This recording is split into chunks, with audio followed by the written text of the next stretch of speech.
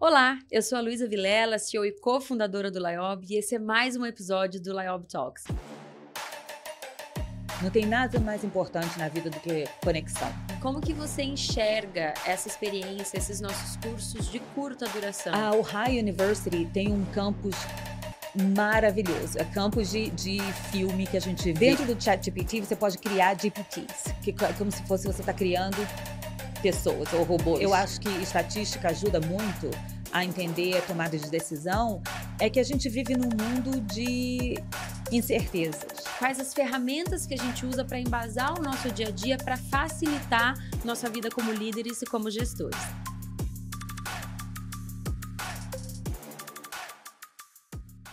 E para o episódio de hoje, a gente tem uma convidada muito especial que veio direto de Ohio, da Ohio University, para poder falar com a gente, a professora doutora Jana Chimelli. Jana, seja muito bem-vinda, é uma alegria ter você aqui. A Jana é PhD em Psicologia Experimental, com ênfase em julgamento e tomada de decisão. E para esse nosso bate-papo hoje, a gente quer falar um pouco disso. Tomada de decisão, julgamento, storytelling, quais as ferramentas que a gente usa para embasar o nosso dia a dia, para facilitar nossa vida como líderes e como gestores. Jana, mais uma vez, seja muito bem-vinda, é uma alegria ter você aqui, é uma alegria ter você no Brasil, poder falar, ver um rosto que a gente está tão acostumado a ver só quando está fora e poder ter você aqui. A Jana estava com a gente numa Masterclass, ela veio especialmente para cá para falar com os brasileiros, para falar um pouco da sua experiência, da sua carreira, e nessa Masterclass que a gente teve para a nossa rede alumni e alguns convidados, também trazendo um pouco dessa visão de gestão, liderança, tomada de decisão, onde a gente busca a nossa energia para poder facilitar o nosso dia a dia. Obrigada por me ter aqui, é uma alegria também estar aqui, é uma alegria estar aqui no Brasil, conversando com vocês na sua casa, agora na sua casa, é joia. A Jana vive nos Estados Unidos há mais de 20 anos. Desses 20, trabalha na Ohio University há quase 15. E especificamente, os últimos 4, ela está no College of Business focada nos nossos programas executivos. Eu diria que já tem uns mais de 10 de College of Business, mas os últimos 4 como diretora dos nossos programas executivos e de mais algumas outras coisas, os programas que a gente tem junto à Ohio.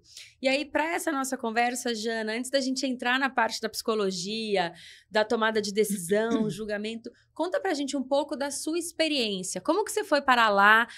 Acho que a gente tem a sensação de que a grama do vizinho é sempre mais verde que a nossa. Então, ser professora aqui é uma coisa, mas ser professora lá é o paraíso na terra. Como que é um pouco dessa experiência, essa vivência lá? Conta um pouco pra gente. De fato, tem coisas muito boas. A estrutura das universidades lá são muito boas, mas tudo é aquilo que que combina com você, né? Não tem um lugar que seja melhor para todo mundo, nem um lugar que é pior para todo mundo. Eu fui para lá para estudar. Quando eu fui, a intenção era estudar inglês por 1 ano e voltar. E aí teve a oportunidade de eu entrar para o mestrado, eu entrei, e aí a vida foi acontecendo. E aí eu fui seguindo a vida. Então, a minha vida sempre tem sido assim, não foi uma coisa... Eu planejo e faço o que eu planejo, mas aí coisas acontecem no meio do caminho e eu sigo. A gente se adapta. A gente se adapta, exatamente. Acho que uma das grandes características do ser humano é essa capacidade de se adaptar. Exatamente. Você faz um plano, eu costumo dizer isso, a gente monta exatamente o percurso só para chegar lá e ver que não foi nada daquilo. Exatamente. Só para dar um e olhar norte. o lado bom, né? Porque tudo vai ter um lado bom, tudo vai ter um lado ruim que a gente pode focar, mas eu procuro focar no lado bom. Excelente. Jana, quando a gente fala de julgamento e tomada de decisão, essa é uma das suas especialidades, né? Não é do dia para a noite que a gente vira um doutor em qualquer que seja o assunto. Você tem dicas, você tem passos? O que você diria para uma pessoa, olha, para embasar uma decisão, tem um passo a passo ou não? Tem essas questões que você precisa analisar. Como eu comentei, a Jana, ela é especialista em julgamento e tomada de decisão e ela também dá aula de estatística. E eu queria saber, Jana, você tem um guia, um passo a passo, dicas, coisas que você faz ou que você ensina aos seus alunos para embasar a tomada de decisão?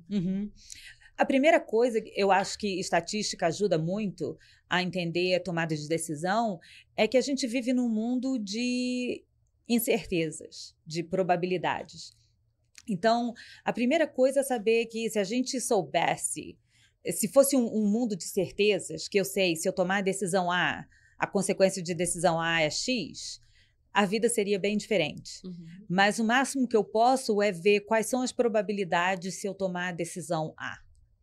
E mesmo assim, não tem como você saber a probabilidade de todas as possibilidades de consequências de você tomar uma decisão. Então, o que é mais interessante é você entender o processo da tomada de decisão para saber quais são as partes da tomada de decisão que você pode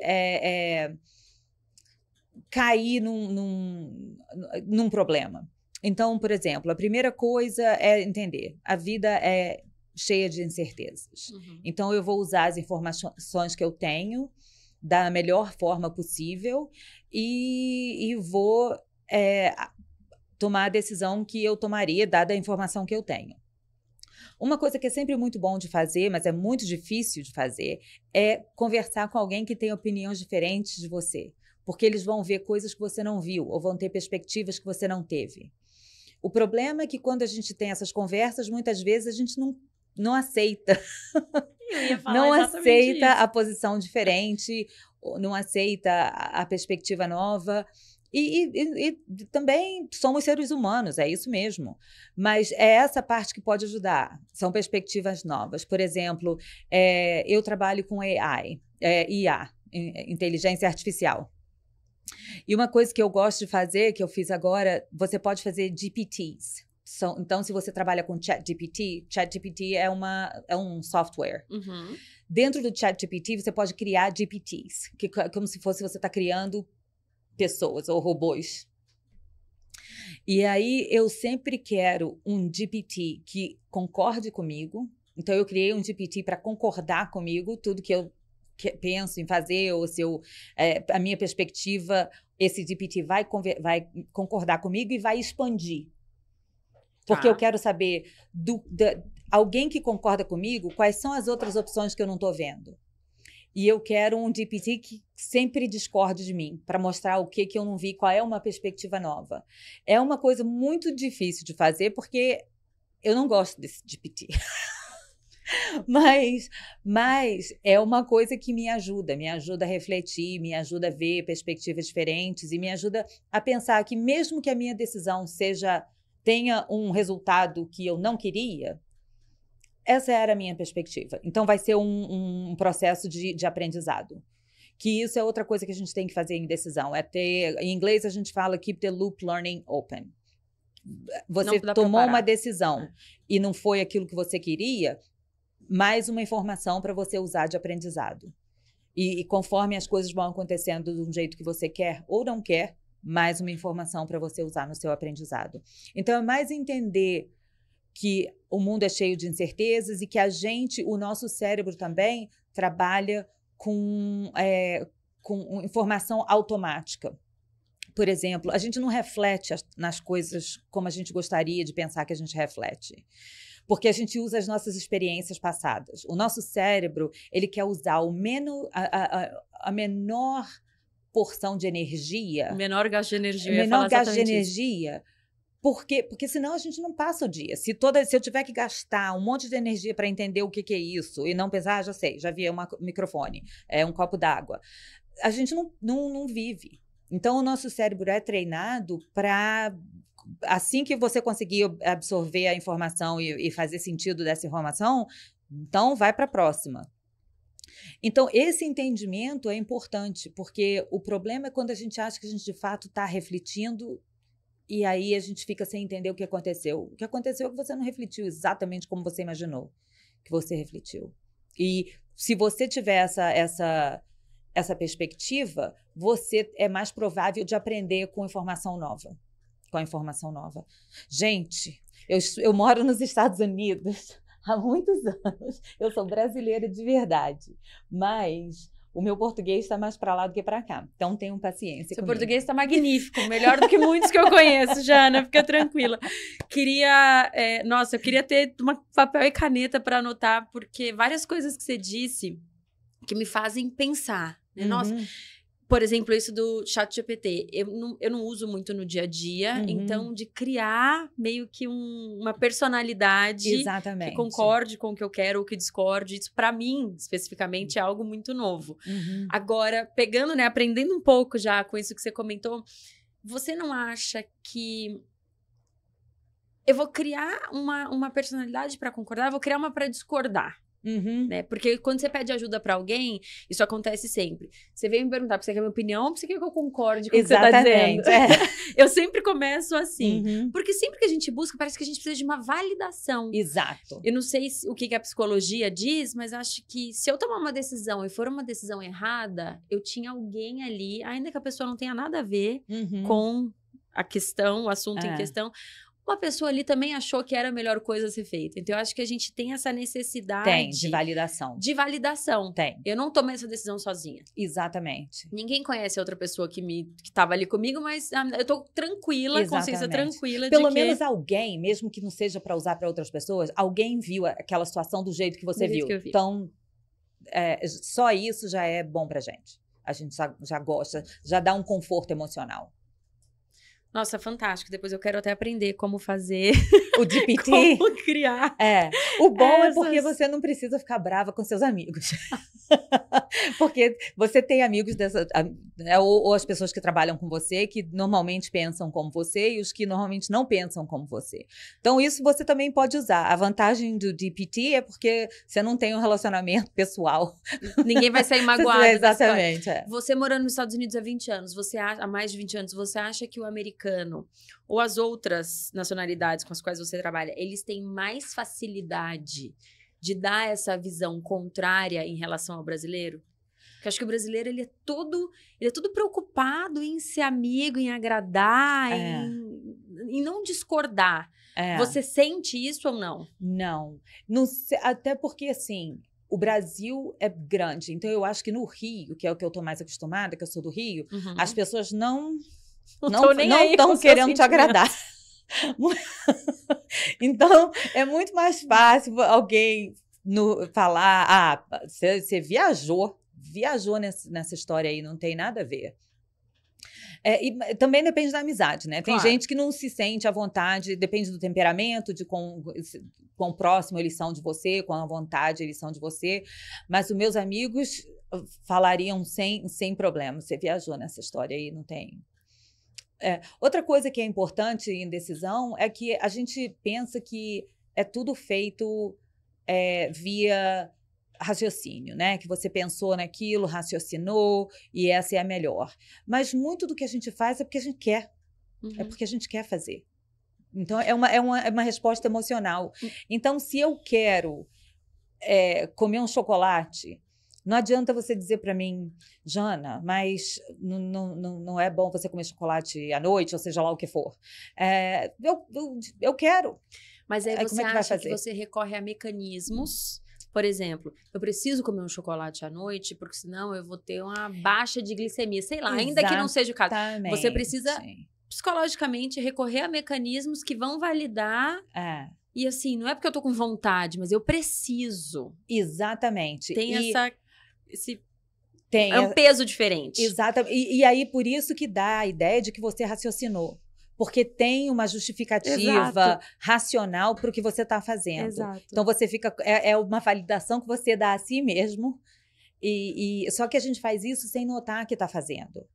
Tem um livro chamado... vou falar um palavrão. Mas tem um livro que chama Everything is Fucked. Que é do mesmo autor que... eu não sei... Alguma outra coisa... Give a The fuck. Subtle Art of Not Giving a Fuck. Marca alguma coisa. Eu esqueci o nome dele. Mas no Everything is Fucked, ele fala justamente isso. Que a maturidade, o que a gente precisa é fazer a diferença entre a parte emocional e o nosso cérebro que está toda hora tentando justificar o que a gente está fazendo. e que você amadurece, que você passa a ser uma pessoa melhor, menos enviesada, quando você não tem esse tipo de mecanismo que você criou. Que tudo que você quer fazer emocionalmente, o seu cérebro vai lá e valida. Mas aí você não acha que é um esforço enorme de você contra parte da sua natureza, no mundo em que a gente não tem tempo para nada? Então, nossa, eu vou ter que fazer essa reflexão. Eu adoro falar essa frase para os meus funcionários ou na minha casa. Falo, faz uma reflexão. Assim, eu não tenho tempo nem para almoçar direito, eu vou ficar refletindo no quê? Exatamente. Então, você não acha que hoje a gente briga um pouco com as questões naturais do dia a dia, que a gente mal tem tempo de fazer, a gente brinca de fazer o arroz com feijão, versus eu vou parar para refletir para ver se a minha decisão é uma decisão mesmo embasada, prós e contras, o que quer que seja, ou se é o meu outro eu me fazendo tomar essa decisão para validar alguma coisa e que já tinha na cabeça. E você não precisa nem fazer prós e contras, é só você entender que o que você quer é uma reação emocional, que o que você está tendo é uma reação emocional. E se você esquecer um pouco dessa parte emocional, você ainda faria essa mesma coisa? Você ainda decidiria essa mesma coisa? Então, é mais mudar de um lado e para o outro e saber e aceitar, porque a gente não aceita que as coisas que a gente decide são decididas emocionalmente. A gente pensa que são decididas racionalmente. Nossa, eu sou essa. Eu acho que tudo que eu faço racionalmente. Exatamente. Então, e muitas vezes mas na maioria das vezes não é. Então, é essa parte que a gente tem que fazer. Mas por isso que a gente tem, não só aqui no Brasil, mas nos Estados Unidos, problema de obesidade, problema das pessoas beberem muito. Porque a gente vive numa vida que a gente não faz o que é bom, a gente faz o que é prazeroso. Tá. Porque é a parte emocional, muito mais do que... Eu li outro dia uma coisa que eu falei, nossa, todo mundo precisava ouvir isso. Que uma das coisas mais difíceis de fazer é você fazer aquilo que você se propôs fazer. É uma das coisas mais difíceis. É você seguir aquilo que você mesmo se propôs. Antes das desculpas. Antes das porque desculpas. Você não vai fazer. Exatamente. Que interessante. Então, e eu achei isso super interessante, porque todo mundo sabe. A gente tem as informações, né, de como se comportar. Com comida, com álcool, com várias outras coisas, com procrastinação, todas essas coisas. Mas, então, assim, se a gente fosse, de fato, seguir aquilo que a gente se propõe, a gente teria uma vida bem diferente. Mas como a vida é difícil e é corrida, aí a gente vai para aquilo que é prazeroso. Você já deu desculpa. A vida é difícil. É difícil, então, é corrida, então vou fazer o que é prazeroso. Exatamente. Faz todo sentido. Uau, que fantástico. Definitivamente assistirei depois dessa nossa conversa, tem várias coisas que eu quero anotar. Você comentou do ChatGPT. E ano passado, você e um grupo de outros colegas escreveram um artigo que foi premiado Most Creative Paper Award, algo assim. E falando desse viés de inteligência artificial, tem algum outro mecanismo relacionado à inteligência artificial que você usa para sua tomada de decisão? Você deu um excelente exemplo logo de cara, mas só para... Tem alguma outra coisa que você recorre ou não? Atualmente, eu uso o ChatGPT, eu já criei essas duas personalidades ali dentro e funciona muito bem. Não, eu não tenho outra... eu uso muito para pesquisa, mais do que para decisão. Por exemplo, se eu estou escrevendo um artigo, e se eu estou escrevendo um artigo é porque eu já tenho uma visão, né, do que eu quero fazer com aquele artigo. E aí eu uso os GPTs para não só expandir na minha ideia, mas também para mostrar os buracos das minhas ideias. Mas é mais com pesquisa do que com decisão mesmo. E aí, saindo um pouco dessa questão da inteligência artificial voltada para o eu, né? Para minha tomada de decisão ou para minha pesquisa, como que você enxerga isso hoje no mercado de trabalho, no meio executivo? Você está aí à frente dos nossos programas executivos, então você lida com os nossos alunos todas as vezes que a gente está lá, conhece, além de dar aula para eles, além das suas turmas de MBA, além de todos os alunos com os quais você convive e os demais professores, como que você enxerga isso hoje no mundo corporativo? A gente vinha vindo numa tendência muito grande de burnout. Né, as pessoas não tem tempo para nada, não tem tempo para dormir, não tem tempo para descansar, todo mundo trabalha. Uma das coisas que eu acho que IA pode ajudar é que o seu trabalho vai ser mais rápido. E as coisas, principalmente as coisas que você não gosta de fazer, o AI pode fazer para você e fazer mais rápido. A preocupação tem várias preocupações, né? Isso não é, o AI ainda é uma coisa muito nova, tem muitas razões para a gente se preocupar e ficar ressabiado. Mas do jeito que eu uso e que eu vejo que pode ser uma coisa boa para as pessoas, aquela parte do seu trabalho que você gosta de fazer, faça. Mas a parte do seu trabalho que você não gosta de fazer e que você fica procrastinando, usa o ChatGPT ou um outro software que você precisa, porque aquilo vai te dar vai te tirar daquela parte stuck, que você não sai do lugar, nem faz, nem deixa de nem relaxa, porque você tem que fazer. Então, eu penso isso, que o ChatGPT ou outros softwares estão ali para te ajudar a ser mais eficiente no seu trabalho e também a fazer coisas que você não gosta de fazer, a parte do seu trabalho que você não gosta de fazer. Mas, por exemplo, uma preocupação que tem muito grande é como que as pessoas vão... Se a gente vai perder a habilidade de escrita, porque tudo agora está sendo escrito pelo IA. E isso eu acho que é uma preocupação muito válida. A gente tinha, anos atrás, a preocupação era com a calculadora. Se a gente conseguiria fazer contas depois da calculadora. E, de fato, a gente perdeu. Exatamente. De fato, a gente perdeu, mas não perdeu de todo. Então, é esse balanço que fica ainda por saber do que a gente vai perder, do que não vai perder de todo. Então, a minha preocupação é como é que eu lido com IA sem perder as minhas habilidades que eu lutei tanto para ter. Porque quando eu comecei a fazer a faculdade e o PhD, não tinha essas coisas. Eu tinha que escrever os meus artigos. E se eu começar a usar softwares para escrever os meus artigos, eu vou perder essa habilidade. Então, é um balanço que você tenta fazer. Sim, eu quero usar isso para facilitar a minha vida, para fazer os trabalhos que eu tenho que fazer mais rápido, ou as coisas que eu não quero fazer para acabar fazendo de forma mais rápida. Mas é um balanço sempre ali na minha cabeça, que eu não quero perder as minhas habilidades. Eu acho que aí a gente entra num ponto que abre para duas direções opostas da próxima pergunta que eu quero te fazer. Uma delas, acho que é uma questão geracional. Então, você está pensando em perder habilidades que talvez as novas gerações não cheguem a obter. Exatamente. Meu pai fazia curso de datilografia, digita sem nem olhar. A minha sobrinha de 6 anos, ela aperta o microfone, ela fala uma frase inteira e o microfone escreve. Exato. Então, assim, ela tá perdendo uma habilidade, ela não vai chegar a ter essa habilidade. Mas aí esse é um outro ponto. Na masterclass que você deu para os nossos alunos, uma parte a gente falava de storytelling, como que a gente constrói isso, sempre voltado para a tomada de decisão, mas pensando em storytelling, pensando em contar uma história.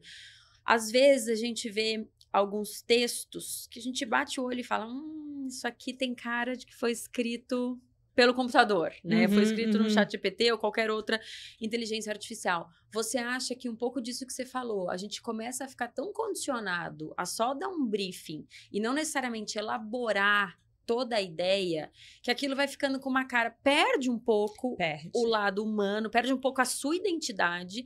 Se nos derem o mesmo tema para escrever a mesma coisa, o meu vai sair com o jeito da Luísa, o seu vai sair com o jeito da Jana. E agora tá tudo saindo meio com uma cara de inteligência artificial. Como que você enxerga isso, erros que as pessoas cometem ou têm cometido ao contar uma história?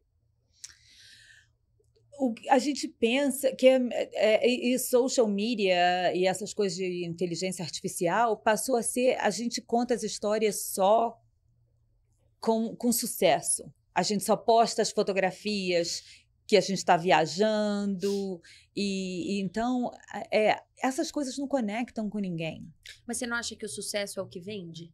O sucesso é o que vende porque é a aspiração das pessoas, mas não é o que conecta. E é o que vende, mas vai gerar consequências como depressão. Por isso que essa geração nova tem mais depressão do que a minha geração, do que a sua geração. Porque fica um patamar muito alto para você. Eu li uma vez uma história que era assim, que quando a gente não tinha social media, a gente tem dias bons e dias ruins. E se eu estou com você presencialmente, eu vejo os seus dias bons e os seus dias ruins.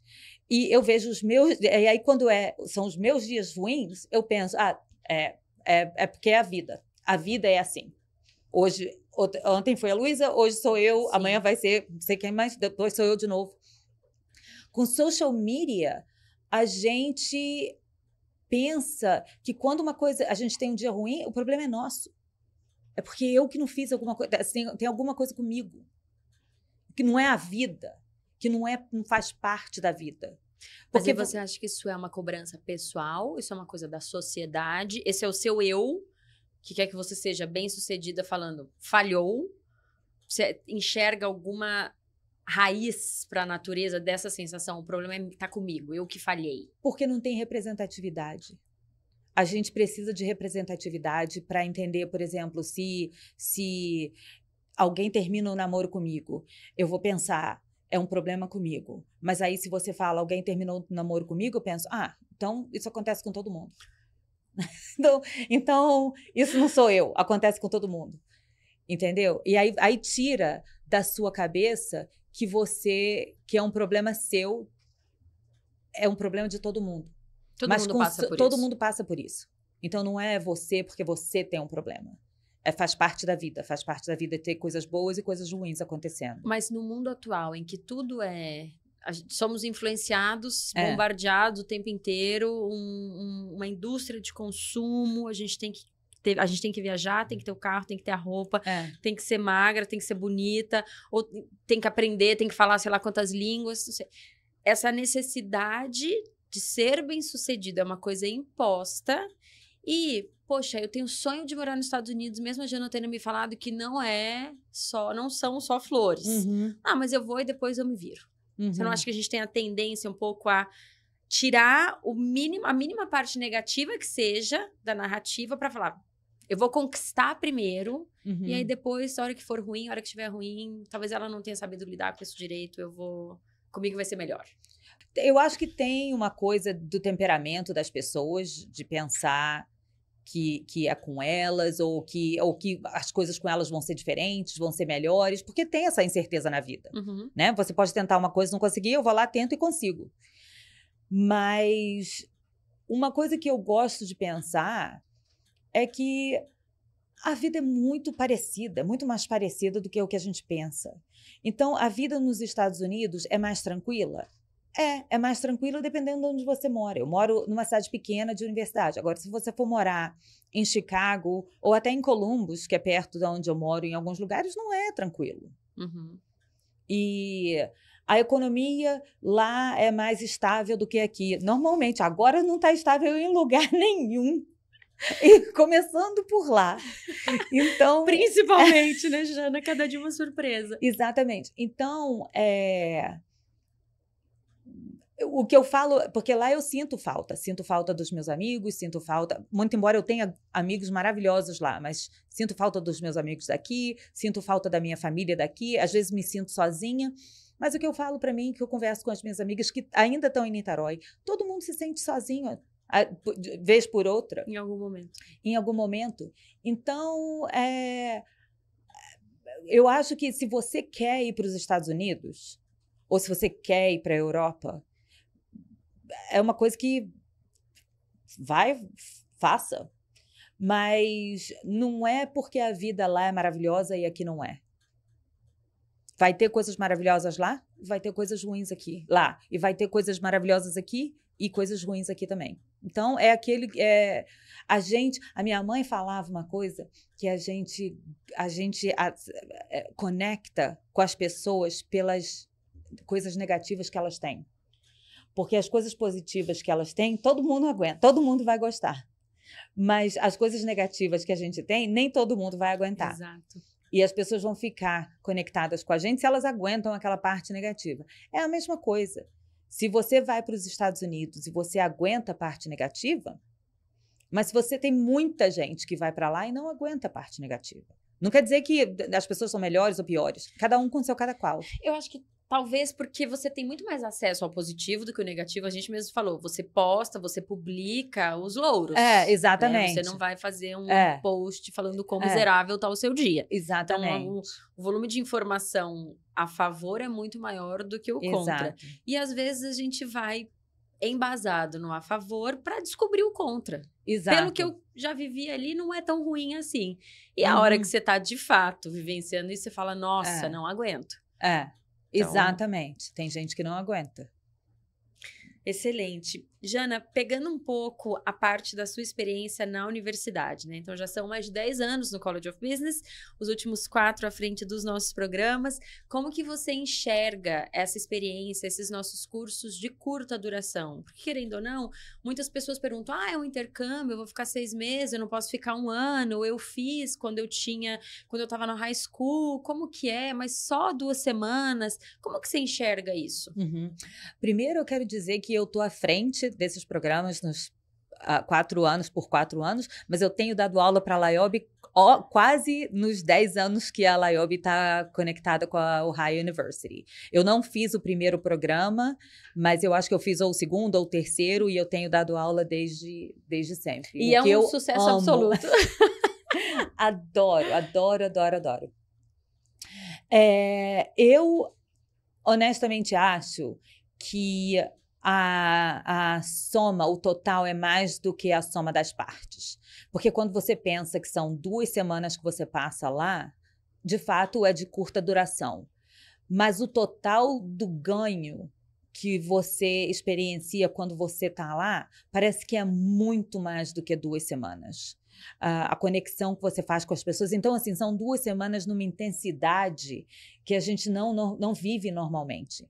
Então, isso faz a sua experiência ser muito diferente. É de fato uma imersão, que você pode até ir passar 6 meses nos Estados Unidos e você vai ter uma imersão de um jeito, mas não é essa imersão de aula e a faculdade e outra aula e conhecendo os professores e tendo contato com os professores.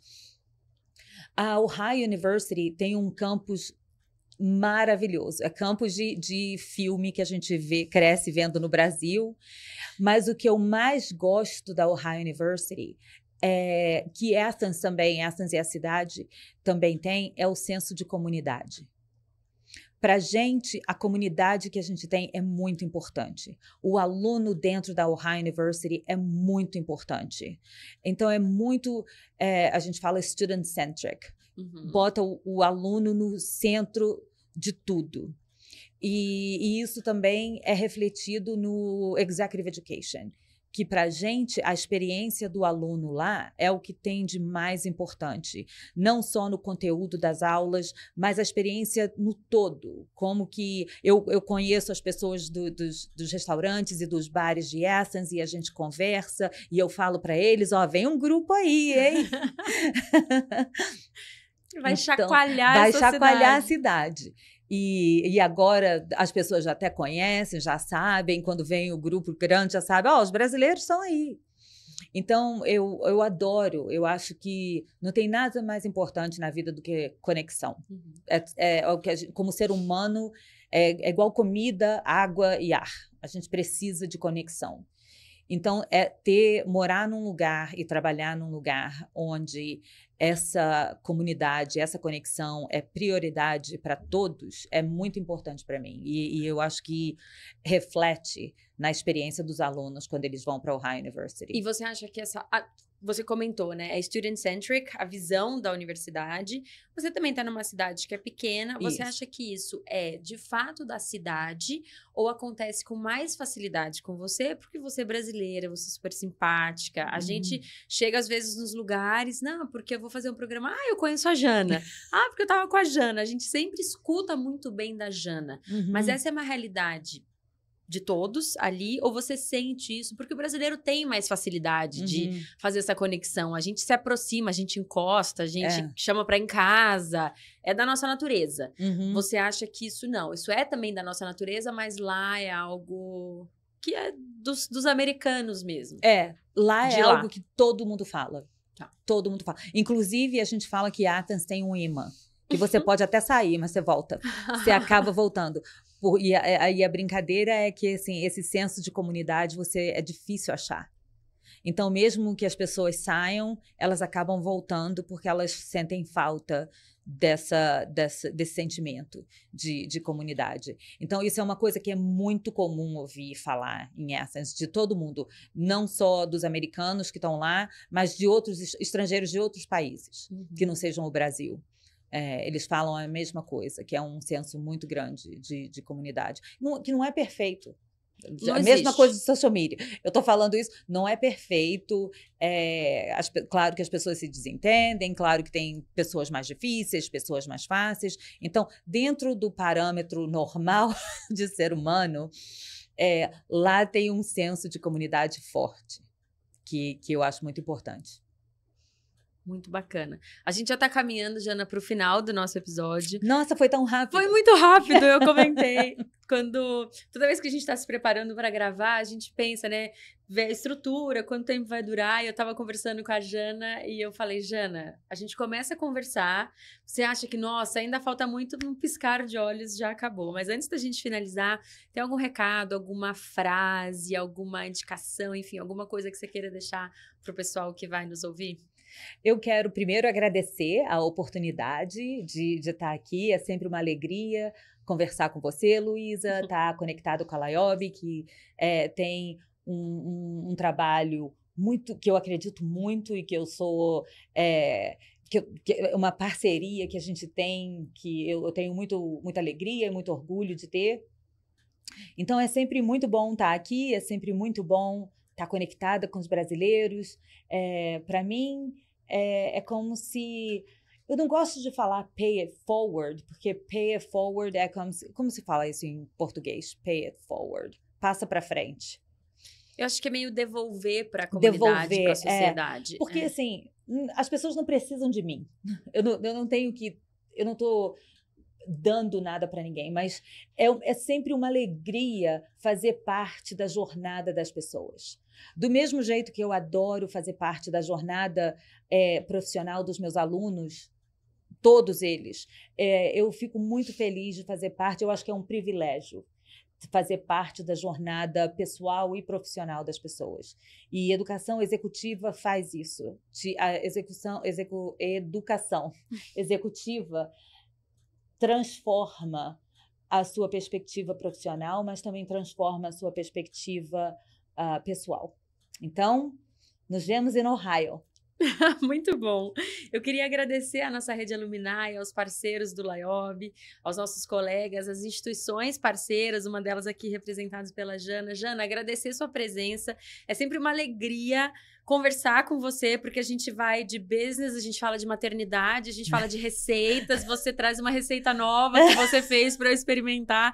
É muito legal você ter um parceiro de negócios que vai além disso, né? A gente trabalha com muitas pessoas, temos muitos parceiros, mas quando a gente consegue atingir esse próximo nível com um parceiro, tudo fica mais fácil. Então, todas as conversas que a gente tem, ou quando eu tô lá em Athens, ou agora que você tá aqui no Brasil, ou às vezes que a gente troca mensagem, essa facilidade, essa transparência de poder falar, Jana, não concordo, vamos ter que achar um denominador comum. Isso. Jana, você bem transparente, não tá legal. E você também, olha... beleza, eu te entendo, mas não vai rolar. Então, isso é muito legal. Você estabelecer uma parceria onde a gente pode fazer negócios sabendo que os dois lados querem o mesmo objetivo. Exatamente. Então, eu acho que um dos grandes frutos da Ohio é ter você aqui com a gente, essa construção desse relacionamento, dessa amizade, como eu falei, é de maternidade a receita, a ideias de esportes, viagens, enfim, vai muito além do que só o dia a dia. Mais uma vez, muito obrigada. Nos veremos ainda mais um pouco. Obrigada a vocês, pessoal, por participar dessa experiência com a gente, fazer parte dessa conversa. Sigam nas nossas redes sociais, fiquem atentos. A gente tem trazido cada vez mais pessoas com conteúdos para enriquecer o nosso dia a dia, para nos desafiar. Como a Jana falou, a gente precisa refletir, a gente precisa sair da nossa zona de conforto e tem sido uma alegria aprender com vocês cada vez mais. Um grande abraço e até o nosso próximo episódio.